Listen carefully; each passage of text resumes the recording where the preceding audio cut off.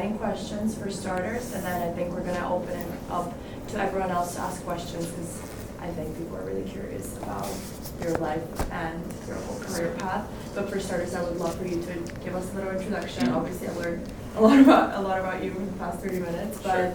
Where you grew up, your major, your experience at USC, and then how you kind of branched out and away from that and build your career.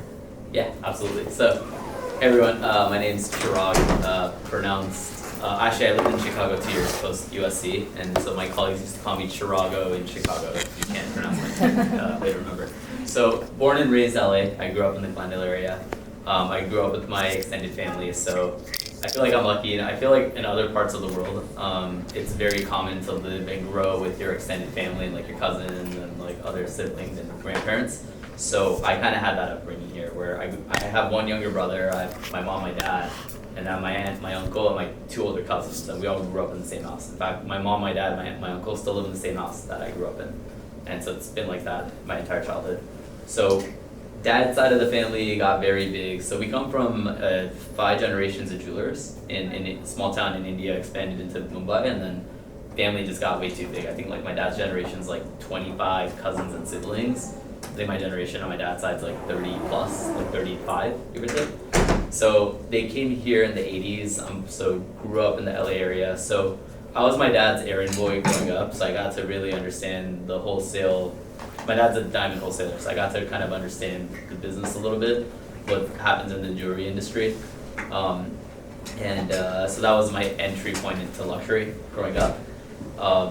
Obviously, my parents, being Asian, wanted me to be like a doctor or lawyer going to corporate America, which realized early on. I think I took my first AP bio class in high school and hated it, so my bad, I know you're in pre-med, but not for me. And so I was trying to figure out what I wanted to do, but so ended up coming to USC. I graduated 2012, and I ended up, my first gig out of college was starting this nonprofit called MoneyThink. Buddy of mine started it at the University of Chicago, and then I brought it to USC. So I don't know if that club still exists here or not, but was running it, and then it ended up becoming my full-time job. So I moved to Chicago. My same friend that told me about the program, him and I were the first 2 employees, and basically running it. So I call it my paid MBA because I kind of did everything, and I realized I love marketing, I love growing companies, scaling, and social media. In fact, while I was running the nonprofit, Facebook introduced advertising on the platform. We spent $50 on Facebook ads for this, trying to raise money for the nonprofit, and we got $100 in donations. And that happened a few times, and my big light bulb moment was 10 years ago, realizing that Facebook was going to change the entire advertising landscape. I figured, I was like, I'm asking for donations for a nonprofit. What if I have a product or service people want, and I could geo-target them using Facebook ads at that time? And so I was like, oh shit, if I have a bike, if I'm a lawyer, I can sell my service, right? You gotta create a really cool, interesting ad to get someone's attention, but essentially you could basically geo-target whoever you want. So I left the nonprofit and then started a social media agency. And one of my friends who'd been a photographer, videographer for about 20 years, he shot about, I think, close to 300 hotels, resorts, restaurants in about like 30 countries. They would hire him to shoot all of the content for the brochures and magazines and websites, so pre-social media, because that really wasn't a thing back then. And so he had this archive, I think like 2-3 terabytes of content, just sitting in these hard drives, and he wanted to create this, he wanted to create the BuzzFeed of luxury at that time. And so me understanding the social media space, we basically partnered up. I helped him build it up, and then within 6 months, we were reaching about 20 million people a month through the platform, and basically built an entire luxury publication. And so that was my entry point into luxury. It kind of happened organically. I became an owner in that company, which I owned for about 8 years. Sold my stake in 21 to one of the partners. There's a lot there, so we can talk about it in detail, but while I was building that up, my social media agency became a full marketing company. And then my current co-founder used to be one of my clients. He used to be a financial advisor in his past life, and he was just one of my clients I was managing. And I realized that I could help him build his personal brand. A lot of the things that we did for him, we both realized we could do for other people too. And so COVID kind of killed the luxury business and travel business in general, so we lost a lot of advertisers. and kind of went on the back burner. And then, so I currently run a company called Mission Matters, which is a full media brand, my second time building a media brand from scratch, reach a couple million people a month. We host probably 40, 50 events to build a community. And then the second thing we do for that company is we have a personal brand accelerator. So we build out the personal brands and help people identify whatever their life mission is, and then help them accomplish that mission. And we help them publish books, we help them launch podcasts, we help them with PR and provide them speaking opportunities. So we build a whole community and ecosystem to build people's personal brands. So quick little summary of, I guess, my life. Very cool. The first experience that you talked about, was that Destination Luxury, correct? My first job was Money Thing. And the after that, nonprofit. it was Destination Luxury. Destination. It was my social media agency and Destination Luxury at the same time. I see. So I want to talk a bit more about that. Mhm. Is that the stake that you sold after 8 Yeah, years? So yeah. what was your experience like? Was that, you know, what you learned that you couldn't learn maybe in Marshall, and how you also merged luxury with what you learned in the business school? No, I didn't learn anything I knew through school. It was a life of hard knocks. I mean, to be fair, right? If you think about it, social media was not even a thing that they were really teaching in school in 2012, right? That's when I graduated.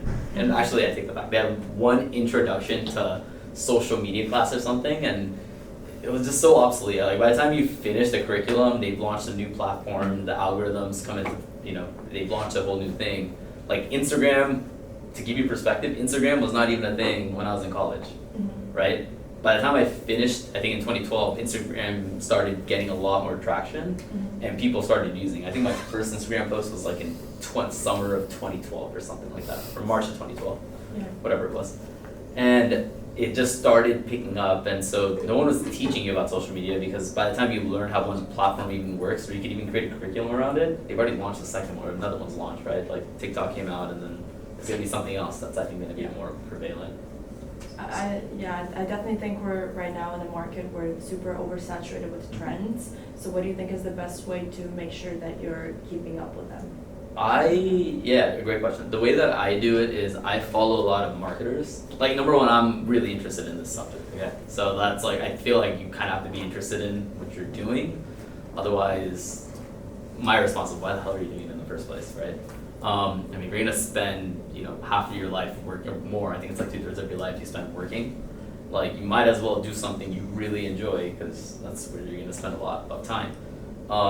So I'm just very curious about marketing, and the way that I kind of realized this was when I was running that nonprofit. We were running this, when we were running the crowdfunding campaign, I would spend my Friday nights, instead of going out and partying with friends, I would literally sit home and watch Gary Vee videos, because that's when he just started blowing up, and reading marketing books, and trying to figure out, like, how do you create virality. Like, that was something that just naturally interested me, and I just kind of played off of that. So I kind of learned a lot, as much as I could, about social media, just absorbing, and then I used to follow and monitor what are the biggest players in the space doing. Who has the biggest following, what time are they posting, why are they posting that, and it's more so I didn't care about as much what they were saying. It's more so like the understanding the platform and the algorithms and like how it works. Very interesting. And every platform is a little different. Every website's different, email newsletter marketing is different too, and understanding that like there's only so many ways you can get someone's attention. And I think bottom line, that's all that matters, is how do you get someone's attention. For sure. Right? So. I do think that there's so many different ways to market yourself and to draw people's attention. So what do you think is it that people value the most in branding, especially, in like maybe luxury companies, and how did that change from maybe when you started working with your company and up until now?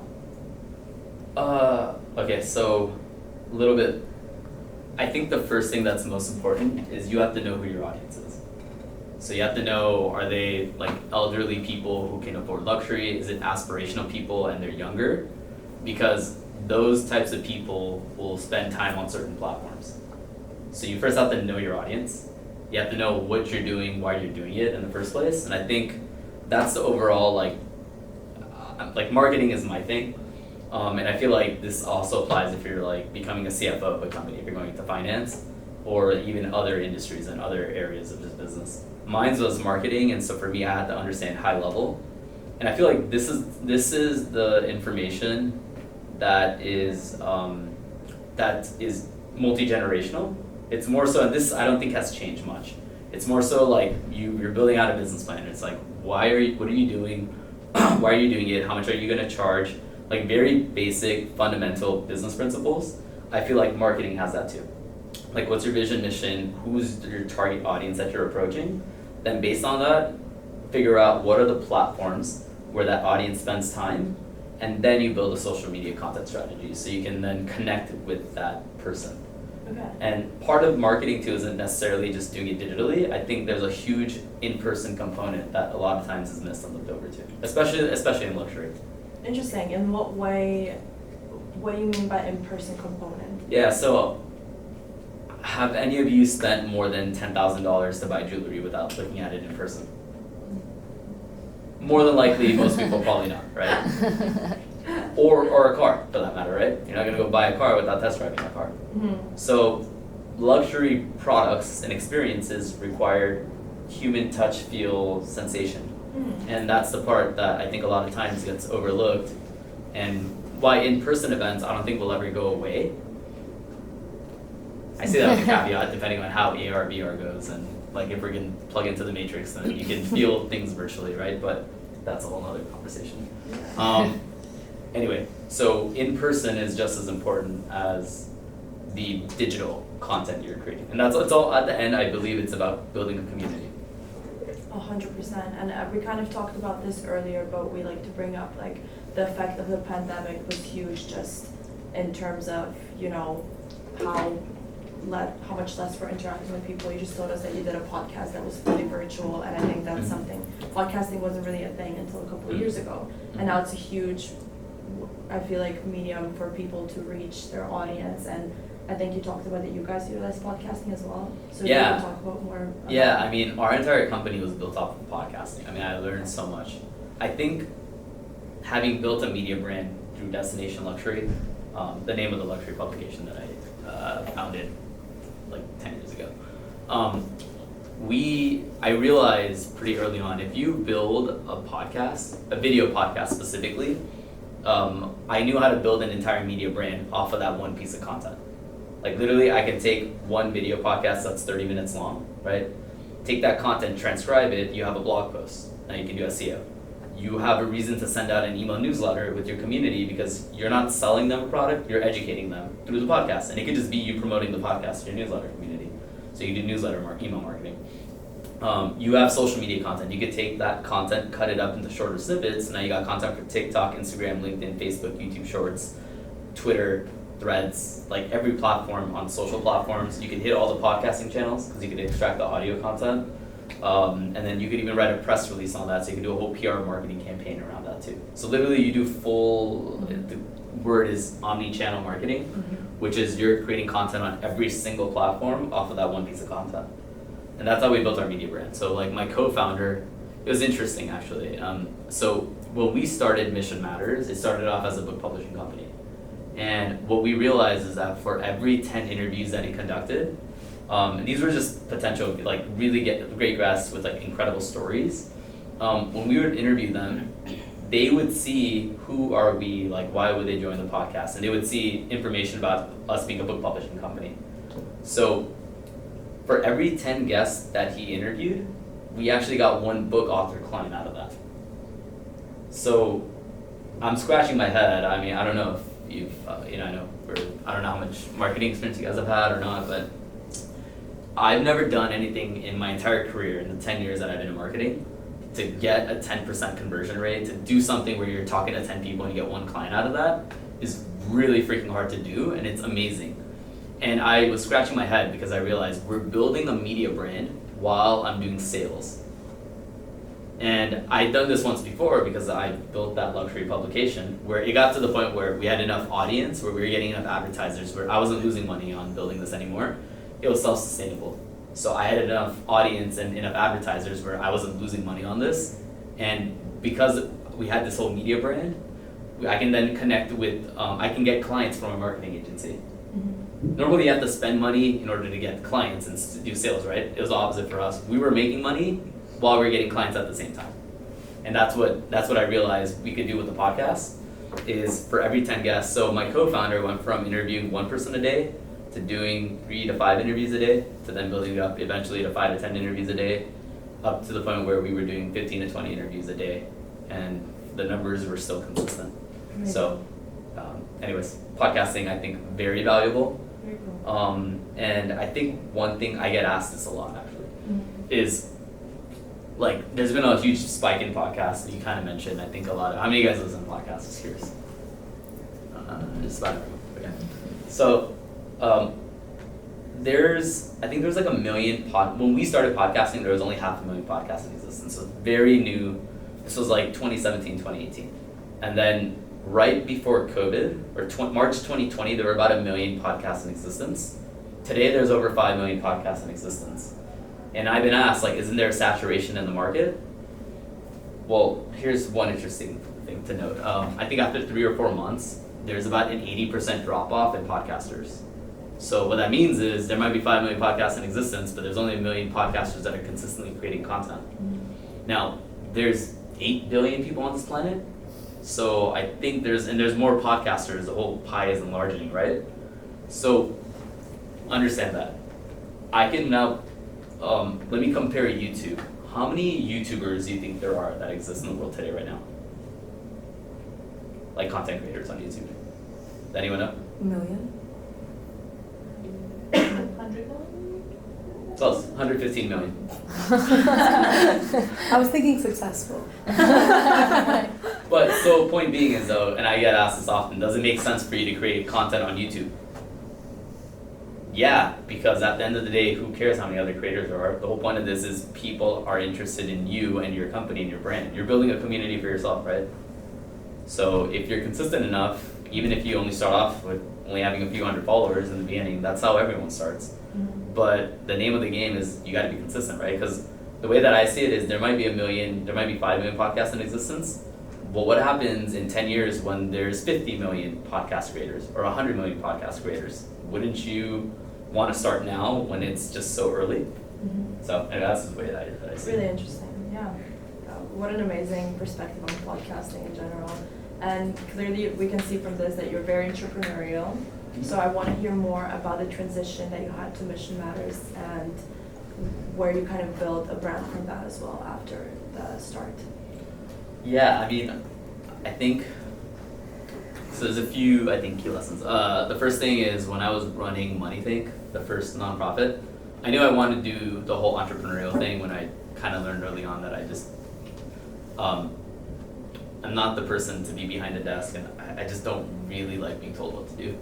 I like doing things because I'm interested in it, and I'm like passionate, and I have the motivation to go learn, right? Like I don't need someone to like crack the whip behind me to tell me, hey, go do this. I think I know, my team knows too, that I'm not necessarily the best manager, but I'm like more, let me just lead by just doing, because that's just been my approach. So I take that with a grain of salt, because I kind of learned early on that I just don't belong in corporate America. Even for me, like I think just with my personality, I don't think I learned necessarily in like a classroom setting. So for me to go get an MBA, it just doesn't make sense. I just don't feel like I would get my money's worth, and I feel like I could do a lot more if I just learn it by doing it. That's just kind of been my style. So I say that because when I knew I wanted to do the entrepreneurial thing when I jump-started MoneyThink, and there's a lot of things that I learned there. Like one of the things, like it's a longer story, but the short version of it is I was forced to resign from the position because we changed direction. So we got a lot of grant money and we wanted to build this technology platform. I don't have a tech background. So they needed to take my salary and replace that with the tech person to hire. And one of the things that I realized is that I wasn't on the board of directors, so I didn't have full control over like how to run this company. So one of the things that I told myself that I wanted to figure out is what happens in these boardrooms and how do you essentially control your own fate? Well, you got to be a co-founder or something, is what I ultimately realized. And so that was my first stint, like right out of college. I was technically an employee there. I was the second employee hired, but it wasn't like my nonprofit, right? So I knew I wanted to do the entrepreneurial thing. So hence I knew social media was where I kind of needed to be. So I started the social media agency, and my friend was starting the luxury magazine. And then we built that platform together, became a co-owner in that, and then I kind of saw, as we were building it out, I think one of the key lessons I can talk about is finding the right co-founder. And so I ended up, unfortunately, and this is one of my best friends, like mind you, we used to stay over at each other's houses during Christmas. I knew his parents really well, he would stay over at my parents' house too. And we unfortunately ended up suing each other. And so it lasted I was in a 3-year lawsuit with one of my best friends. I lost a lot of friends, and one thing that I learned from that is skill sets are replaceable, but you can't change someone's vision and mission. You can't change someone's core values of who they are, and you can't change someone's character. Like, this is who they are, and there's a reason why they are who they are. And those are things that you can't necessarily sweep under the rug, and that's how you have to evaluate it. And I don't think it just applies in business partnerships. I think it applies into friendships, into your significant other. I think it applies to everything, and just human connection in general.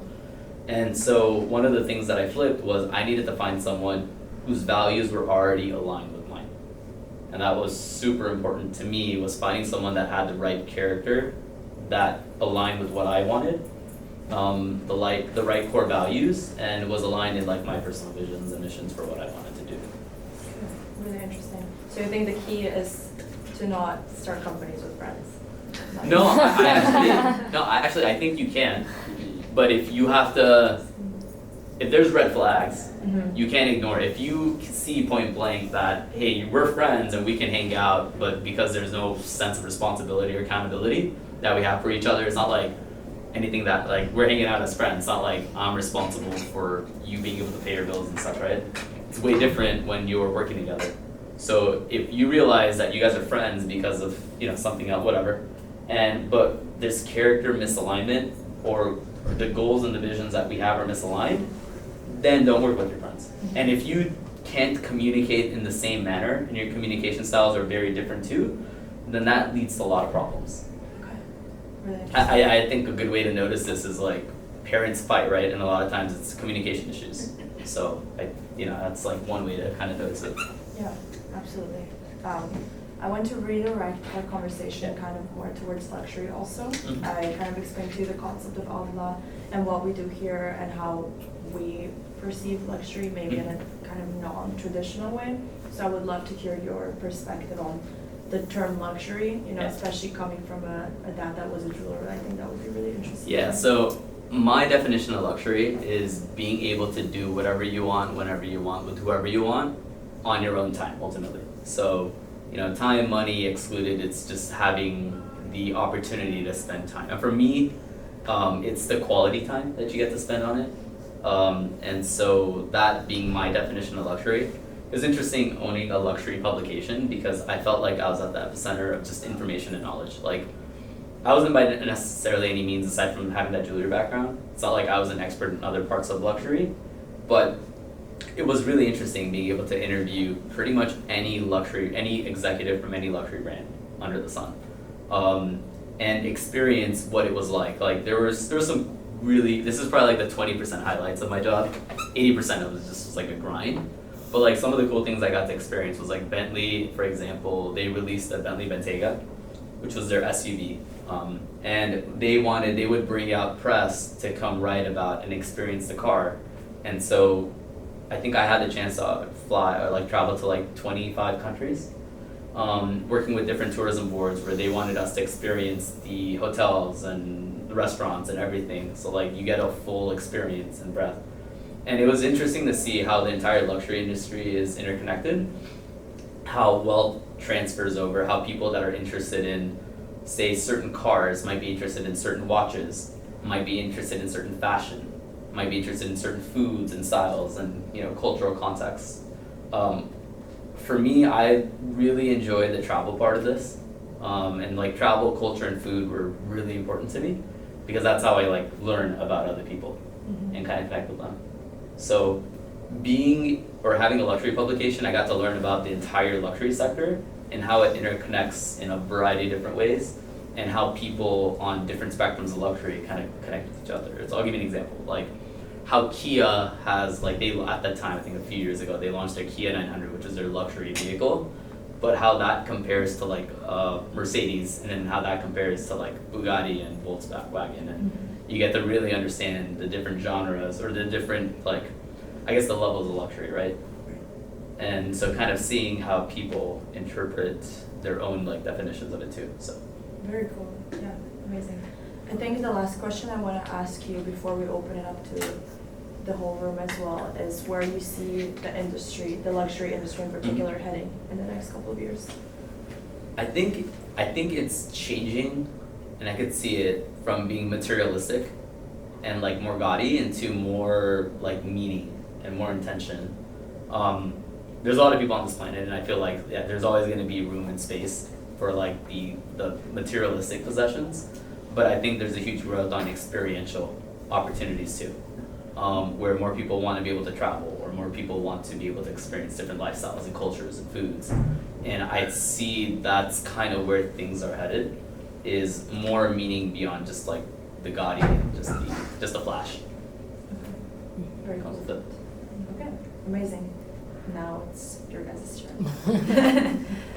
You said so you work on like personal branding and kind of focusing on people's missions and what they strive for. What's like an example of someone that you've seen like succeed and you working on it? Yeah, this was a fun case study, probably one of the biggest ones I've had. So I had this woman, she was in her probably mid 40s, so she'd been in healthcare for 25 years. She built a healthcare company, sold it to this larger mid-sized healthcare company. She was their head of growth, basically. She's their VP of growth. And she never built out a personal brand. When she approached us, she didn't have like a proper LinkedIn. Like her resume wasn't, like her LinkedIn resume was just like 1-2 companies. There's like nothing there. And so she went through our brand accelerator. So we like rebuilt her entire personal brand. We helped her publish a book, and we launched a podcast for her. And because of how much traction the podcast was getting, part of this was telling her, okay, you need to update your LinkedIn, you need to update your other social media feeds as well.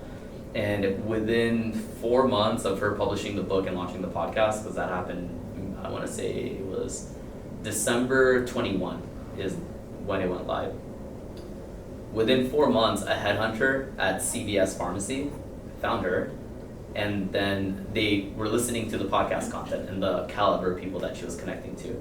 And within 6 months, April 2022, she reaches out to me, so 5-6 months later. And I find out on LinkedIn, it says Head of Trade Innovation Growth at CVS Pharmacy. So she got headhunted within 6 months of working with us when she was a ghost digitally. Yeah. Now, merit-wise, she's great at what she does, but just, no one knew what she did, right? Like, unless you knew her personally, no one from outside understood that. And so that's why building a personal brand can be important. It's cool because then she got headhunted again a year and a half later, and she became the VP at Moderna just during the whole COVID thing. So, and then she started her own consulting company, and then it's fun. It's been cool because she took a lot of the learnings that we gave her, and I can see her LinkedIn updating along the way. Applying. And also like her profile photo completely changed too. Like she's taking 2-3 headshots, and it's like oh yeah, she actually spent some money to like hire a proper photographer and designer. So anyways. Nice. How do you source clients, or how do you find the people? Have you ever ran into like a situation where someone's wanted to work with you and you just didn't really see potential? Or I could kind of switch the question also, how do you see that potential? Yeah. Sorry, that was like 5 questions. Okay, so firstly, I believe everyone has potential, right? Now, I can't help every single person on the planet too, right? For me, again, it comes down to character alignment. That for me isn't just my co-founder or like the team that we hire. That's now even in the clients we work with. And so part of that for me is still like, ultimately, I think it's aligned with the name of our company because it's allowed us to self-select. I think that's like the brand, right? Your mission matters, right? That's our tagline essentially. So what ends up happening is the people that have been approaching us are already naturally attracted to the name and kind of already have a mission that they're working on. And so hence why I think branding is extremely important, because it can self-select, who you're going to work with and who's going to be attracted to you from day one. And so I think just because of that, we've been able to work with a lot of people that we've already been more or less aligned with from day one. So it's less work on my end to then go filter people out and see are they even aligned with who we are and what we do. So I think it's a lot of, yeah, anyways, it's self-selected it. I believe everyone has potential, and then part of it is I think some people have just never really figured out what that is.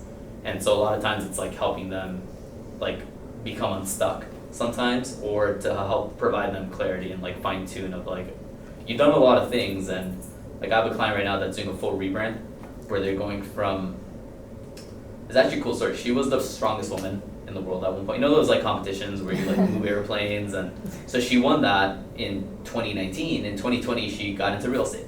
She got a real estate license, was getting screwed over by contractors that she was hiring to like flip homes basically. So she was buying properties that are distressed or like properties that needed work and development. So she'd buy them at really low cost and develop the property and then try to sell that property in like 6 months. But her having that crazy work ethic and discipline she did 140 homes in like 3.5 years, which is unheard of. Like no one does that, like except for her. And so she wanted to then launch a real estate fund because she was getting investors for each individual property. And so she needed a lot of help to refine her whole story, and and she's been able to raise like over $1.5 million since like working with us in like the 6-month time period. So anyways, giving you an example, but I feel like that's fast world. Yeah, nice. Also interesting to see how you don't really focus on any specific industry. Industry agnostic, yeah. Mm-hmm. Yeah. So I think we have clients in like 50, 60 industries now. Wow.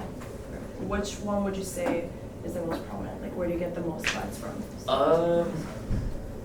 Probably because of how we started the company, because my co-founder used to be a financial advisor, and I had a lot of clients in real estate and finance, so that industry still I think is like 20%, but the next is healthcare, I think. Okay. So healthcare, real estate, finance, probably 40-50% of our clients. What do you think like sets you apart from other companies like yours? For us, we haven't seen any company do what we do the way that we do it, where they've been able to build out this whole ecosystem. Like there's a lot of marketing agencies that exist, right? Yeah. A lot of, like Google it and you'll see thousands.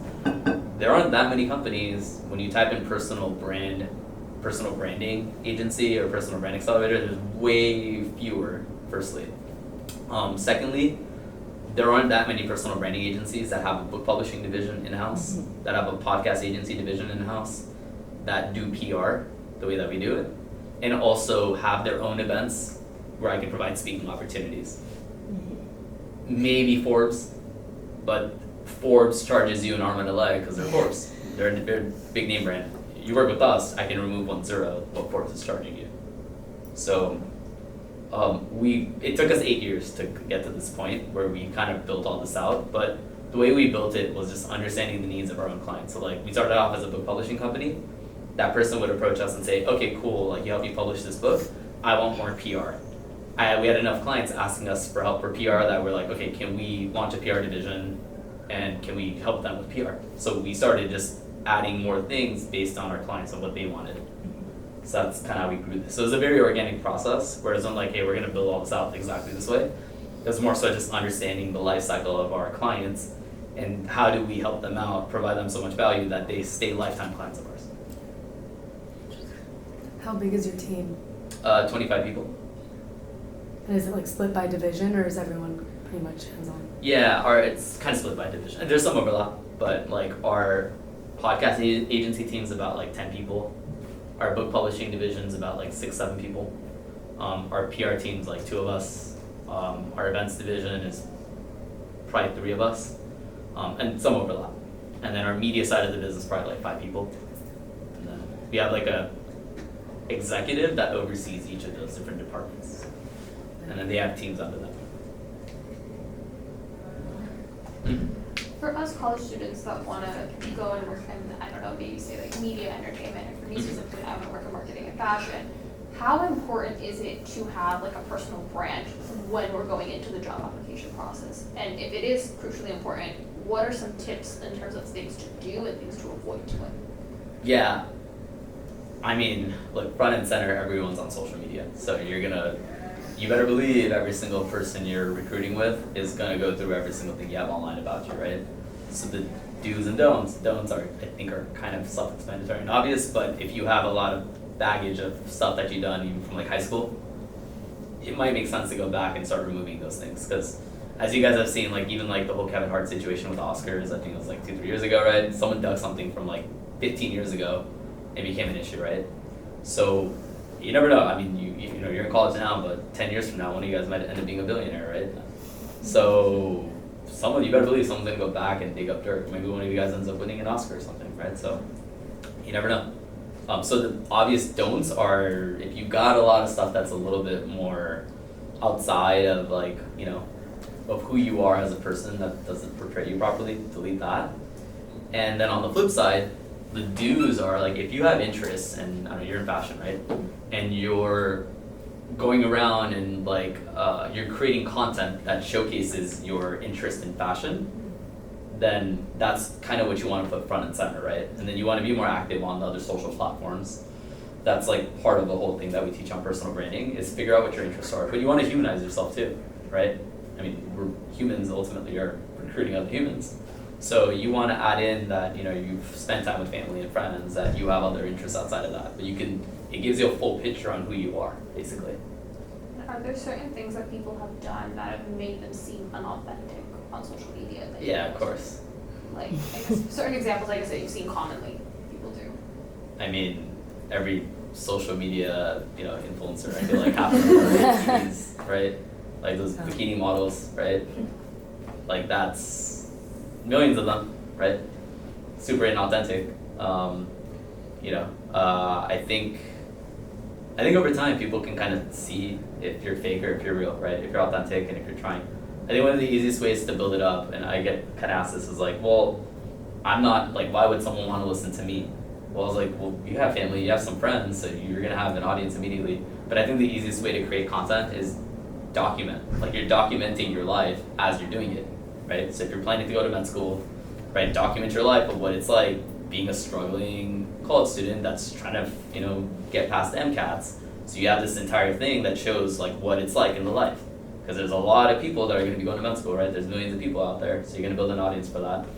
In your case, so you're going to have an audience for people that are interested in fashion, so you can kind of highlight how did you get to that internship, and you're documenting your way of getting there. That's interesting content. So that's like an easy hack that you can do.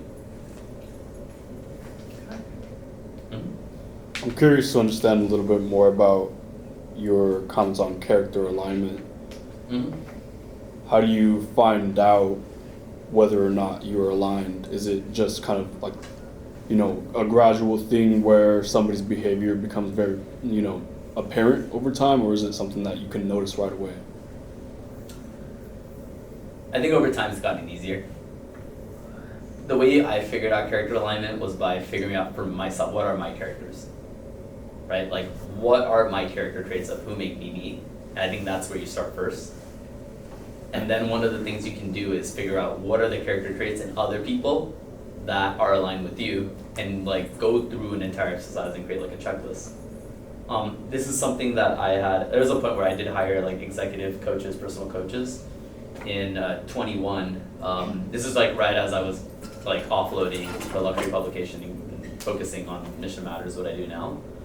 And I spent a lot of time with them. One of the exercises they had me do was write out who is your ideal business partner and describe that person in detail. And I want you to write like 2 pages of every single character trait that you see in that person.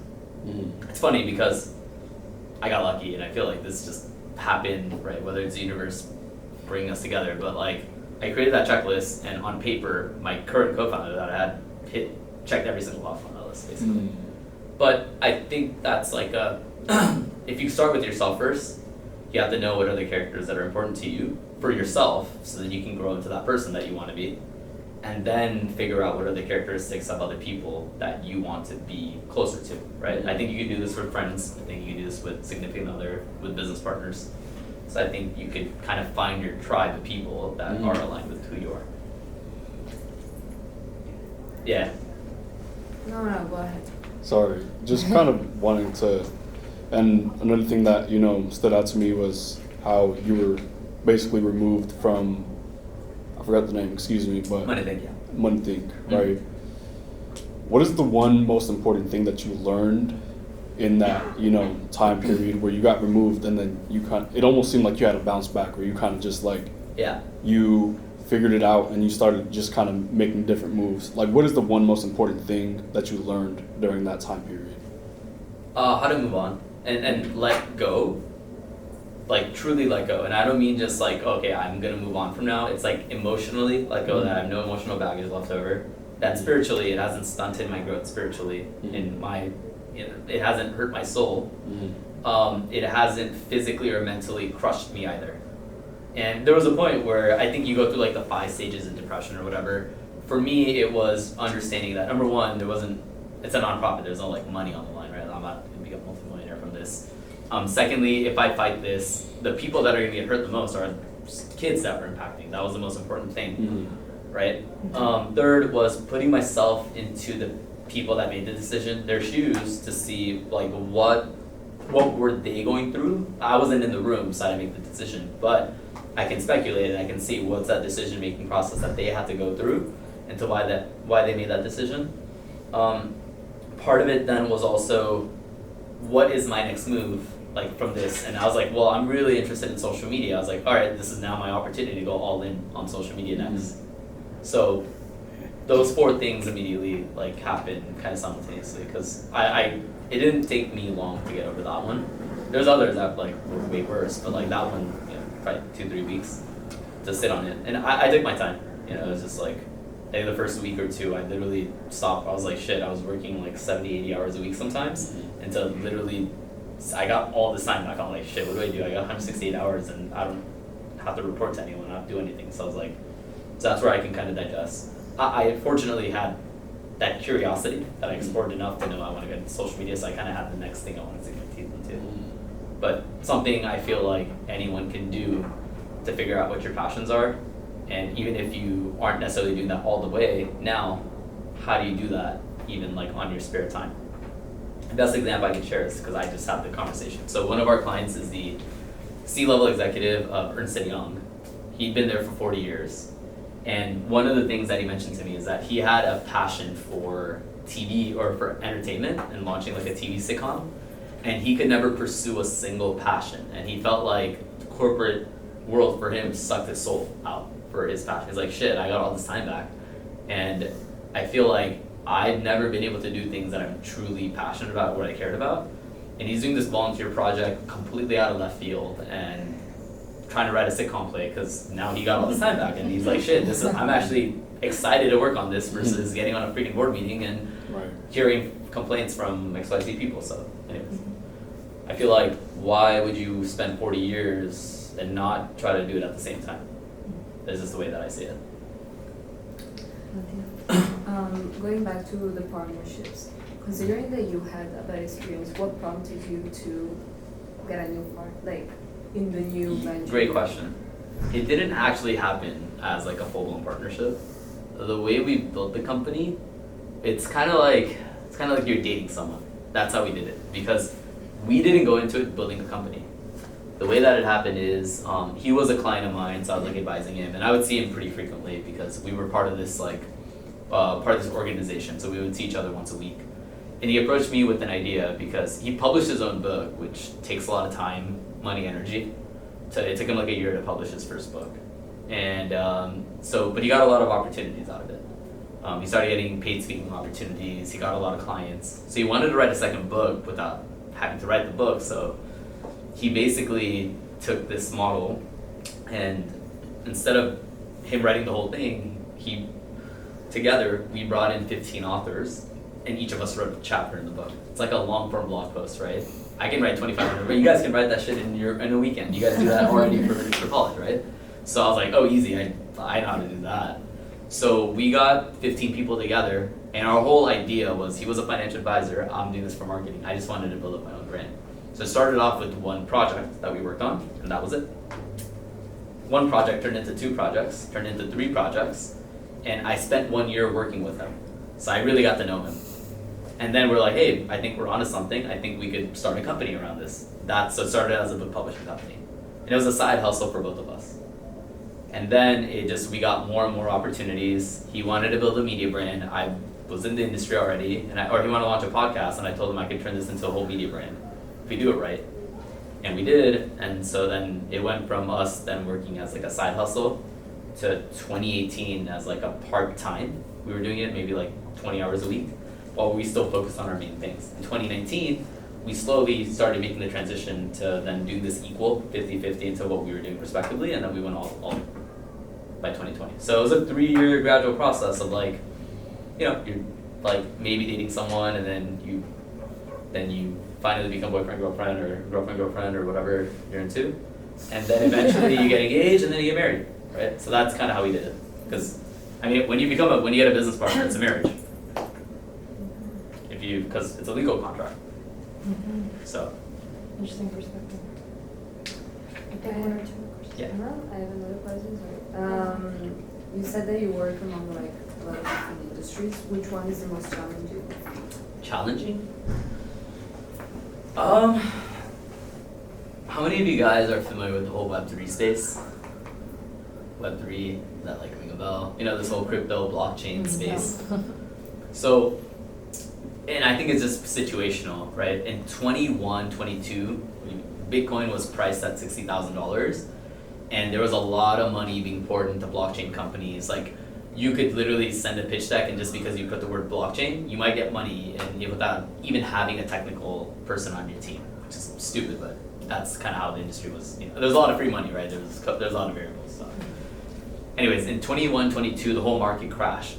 Like, blockchain or crypto went like decreased in price. People lost a lot of money in it, and so the whole market changed. Where I had a bunch of clients that were very excited about what blockchain can bring into the world, and because people lost so much money in it, if you went around and told people this is like what you do,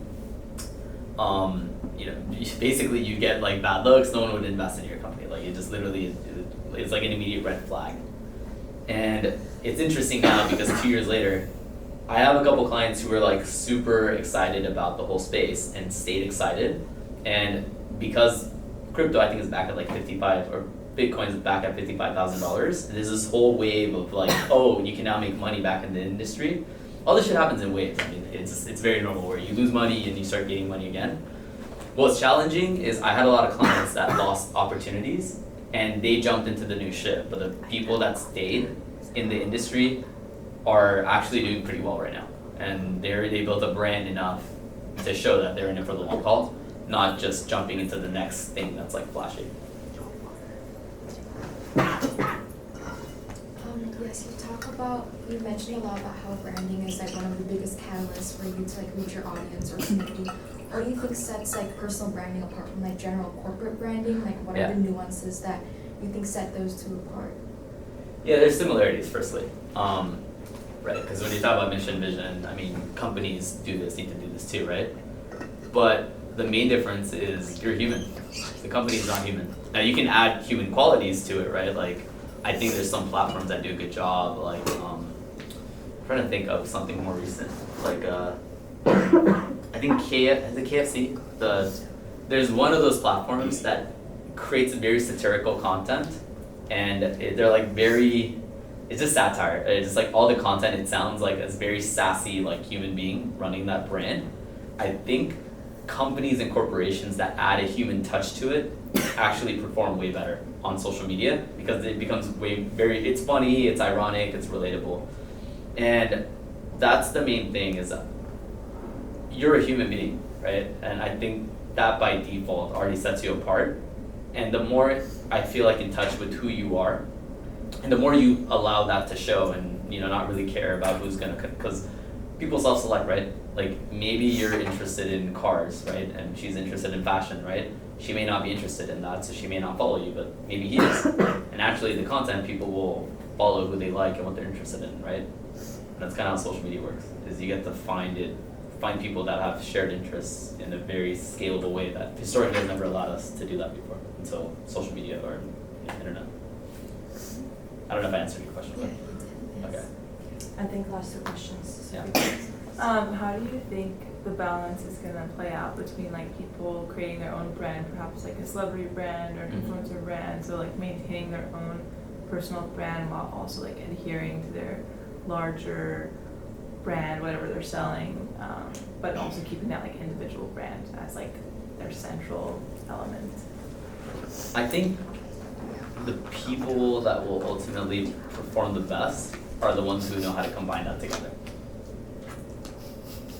I think they'll be the ones that will be able to monetize it the best way, be able to build an authentic community with the right like-minded people. And that's a lot of like what I try to show clients is that you don't need to not be yourself, just be yourself, but be able to share that same content digitally too. So, because at the end you're gonna find the right people that want to connect with who you are, right? So, I feel like it's about creating a cohesion into who you are and then being able to display that. Did you have a question? Kind of going back to your time in luxury marketing, Mm-hmm. I know that like there's people like Arnaud said like, oh, we don't do marketing because like we just create like the desire for luxury, like we don't need marketing. But you said you like interviewed like a lot of CEOs. How do you think like they manage to balance the marketing aspect while like Yeah. keeping the like exclusivity? That's a really good question, because it is a balancing act, right? It's like going into like a nightclub and how do you create more awareness? I think the way you do it is it's kind of like getting people to talk about you. Yeah. Right? You want them to talk about you. It's that weird thing. We live in a weird world right now where it's more about self-promotion in a lot of ways, but like a lot of it is, I think, the perception and perceived luxury. So part of it is, I think, doing good PR to get like the bigger publications, finding the right influencers to talk about who you are, the right celebrities, but getting people that are aligned with who you are and making it like authentic content that way. So post just enough to show that you exist and that you have a presence, but you know, it's situational. Again, it depends on like what you're trying to do, right? And who you're trying to connect with. If you're all about this whole exclusivity feel and you're about like, you know, it's kind of like the whole nightclub thing, which is like you want to create you want to show that there's like a demand for what you're doing, but you want to keep certain people out, then that's one brand that you're going with, right? I feel like there's other brands that you can create a more inclusive culture and community too, and I feel like that's like one of the changes that are taking place, where I feel like it's more about like creating your community and your tribe, right? It's weird. It's a weird dichotomy because I think some brands do a great job at it, like some of the higher end brands from like your Balenciagas and stuff. But on the flip side, I feel like because of the changes of how just like humans are connecting with each other too, I feel like it's heading towards into more of like an inclusive like community tribe like culture, and creating more cohesion there. So I feel like things are going to be headed there. But yeah, there's some brands that I think do a good job at it. But I think the way you differ, like you have to get other people to talk about you, whether you're doing PR, whether you're doing influencer marketing, or you know, working with celebrities specifically to get them to promote the product or service or whatever it is, right? I think that's how you create the more like, hey, what is that? And creating the more like creating that like membership type like structure, whatever the ambiance is that you're going with to create that exclusive feel. So. Do you know the saying, there's no such thing as bad press? Yeah. Do you think it's true?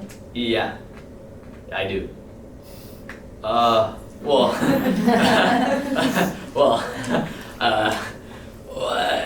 I guess unless you're one of those meme stocks where, you know, overnight, or your Silicon Valley Bank, right? Because that was bad press, Yeah. right? 2 days later, 3 days later, right, they went like bankrupt, right? So I guess nowadays there can be bad press, and if it goes viral, then they can be a problem.